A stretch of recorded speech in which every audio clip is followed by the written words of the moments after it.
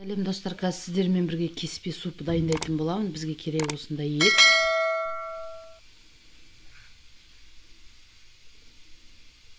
Мен осындай етті турап қойдым.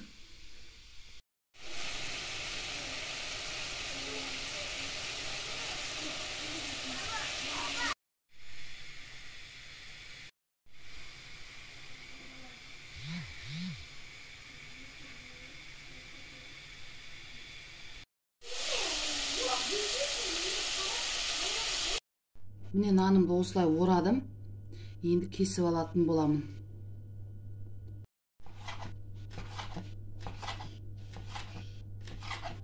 Міне осылай кесіп дайындап қойдым. Қазір супыға салатын боламын. Міне осылай кеспемді салдым. Қазір 5-10 минут қайнататын боламын. Міне супым осылай пісті.